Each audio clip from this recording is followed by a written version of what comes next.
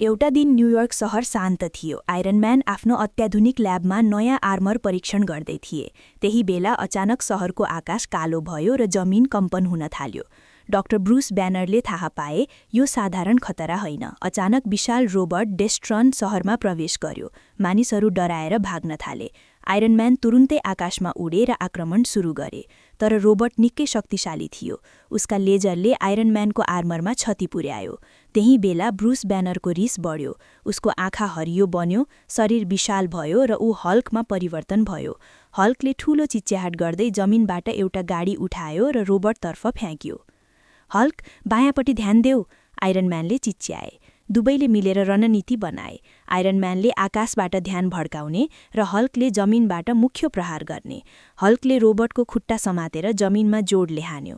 त्यही क्षण आइरन म्यानले आफ्नो सबैभन्दा शक्तिशाली रेपल्सर बीम प्रहार गरे। ठूलो विस्फोटसँगै डेस्ट्रन नष्ट भयो। शहर फेरि शान्त बन्यो। मानिसहरूले ताली बजाए। आइरन म्यानले हल्कतर्फ हेरेर मुस्कुराउँदै भने, हामी फरक छौं तर सँगै हुँदा अजेय छौं।